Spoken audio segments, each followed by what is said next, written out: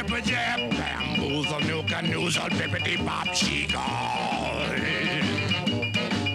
You jibber jab, bamboozle, nuka, noozle, bippity bop, she-gall. I mean, you keep on talking, but you don't know where to turn it off.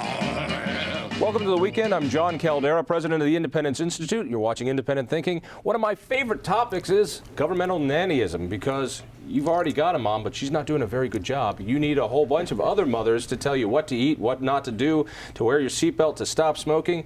I'm wondering, does this really help us, or is it just something that makes us feel better? To talk about it, a group of, God, you are some of the ugliest nannyists I've ever seen. Let's go around the table over here from the Reason Foundation and theagitator.com. Radley, Balko, thank you for joining us.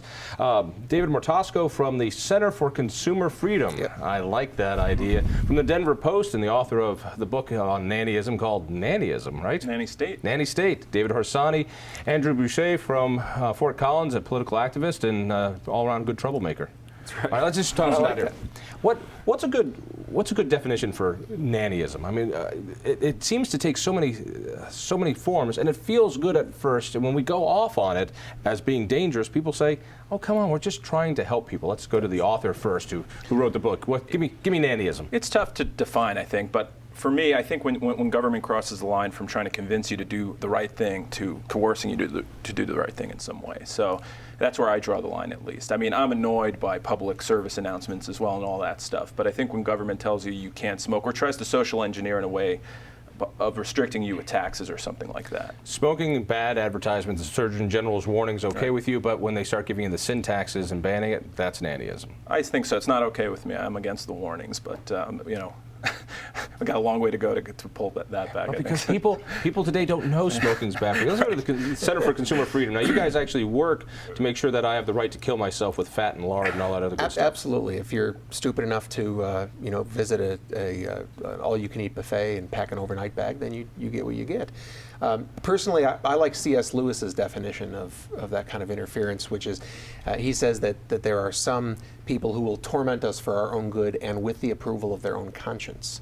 And for me, that's the difference between just an all-around nuisance and a real nanny stater, is someone who believes they're doing the right thing, keeps doing it regardless of the impact on your life. And they'll never stop. Now, I think about these folks. You hear about not just the smoking bans, but the trans fat and the other people Sure. who put in the sin taxes on alcohol, whatever it is. And I know they go to bed feeling really good about themselves because they're helping other people, and it must feel good to do that. Why do you feel so bad about what you do? I feel great about what I do. While we're quoting great writers, I'll just quote one of my heroes, H.L. Mencken, and I think he has two good quotes that apply to this. The first is, he defined, this is his definition of Puritanism, but I actually think it was unfair to the Puritans. I think it's more about nanny states. But he said, Puritanism is the crippling fear that someone somewhere might be having a good time. Actually, I think nanny staters are even worse than Puritans, because the Puritans at least like their beer, and the nanny states aren't too fond of alcohol. But the other one, to get to your second point, here is the other quote from Mencken I love, is he says that the urge to save humanity is almost always a false face for the urge to rule it. And I think nanny statists, they don't like the fact that some people make decisions that they find personally repugnant, and it's not enough for them to just sort of lead their own lives. They want to make sure that people are making decisions that they think are sound and are beneficial to both those people and society. So I think it's about control in a lot of ways.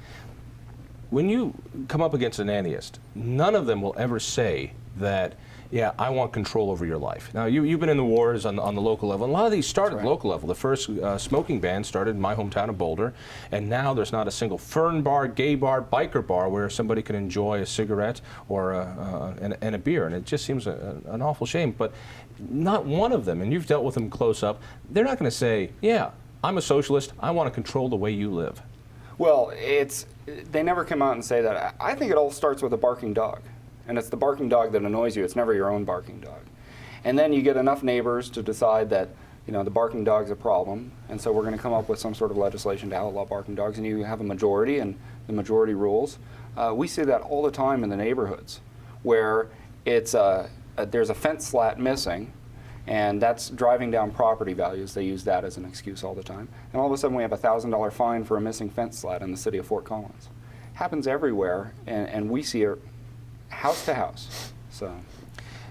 It's not just smoking. It's not just drinking. I mean, from your book, give me just a couple examples of your favorite bits of nanny regulation. Well, you know, typically nannyism almost always starts with children, somehow defending or protecting children. So for me, the playground rules were the best. In I forgot where in Florida, there was, you know, big no running signs on playgrounds, things like that. And I think it starts with kids, so you sort of get them used to being controlled. Heaven forbid you run right in a playground. Someone can be hurt. Right. But, you know, I mean, that has to do with litigious parents as well, who, you know, who will sue the town, things like that. But I think it is about control, but it's also about frustration. I just wanted to mention, you know, where Mothers Against Drunk Driving started, you know, they had a perfectly reasonable charge.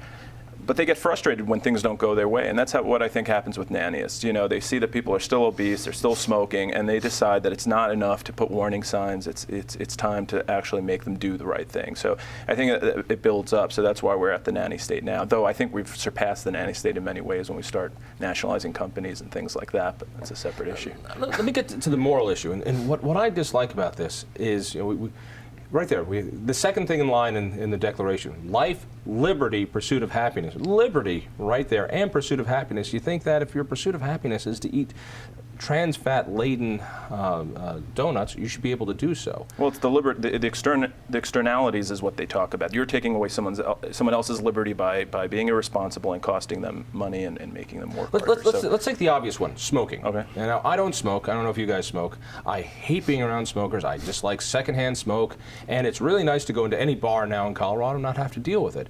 But before the smoking ban went into effect in Boulder, there were a lot of restaurants that were turning non-smoking because the market demanded it.